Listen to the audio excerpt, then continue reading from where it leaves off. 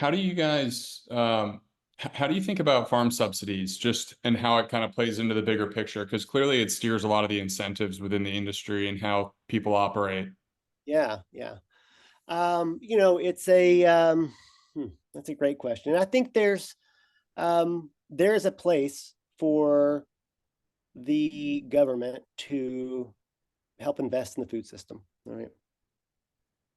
Um, but I think you know, ownership models and creative financing, those are something that clearly I've got some passion around. I also have some passion around getting money out of politics, because I think there's a lot of the subsidies go to subsidizing a food system that is going the wrong direction, in my opinion.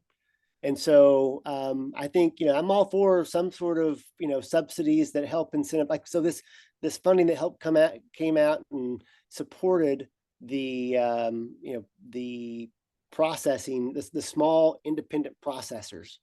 That's really powerful to rural communities. It's really important to building a more resilient, decentralized food system.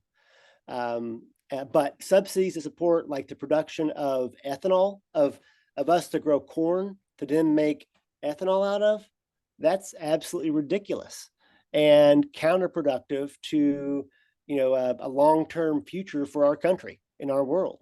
And so I think that ultimately it's like that's where our voting with your fork, electing politicians that really support a more regenerative agriculture model that's going to actually help fight the biggest challenges that our world has, like climate change, is super important. So Hmm. Yeah, it's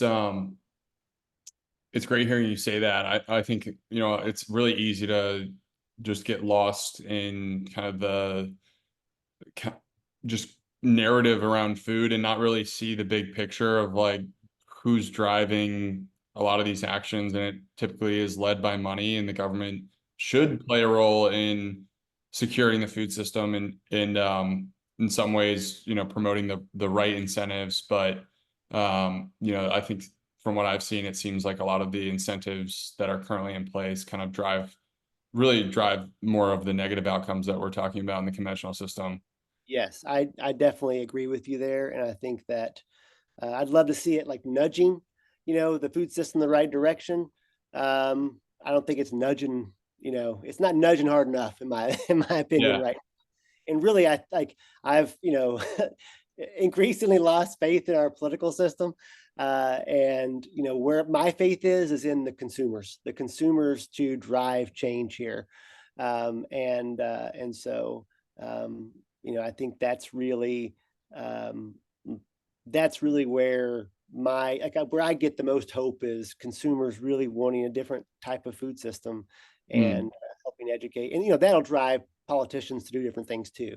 But right now there's just such an entrenched lobbying effort, and such a powerful lobbying effort from the big ag side of things, that that's a real uphill battle to fight that. There's some great organizations out there like NCAT is one of them, and there's just some different uh, groups that help support and advocate for the small farmer, for the decentralized food system. But that's a small it's a small voice in comparison to big ag.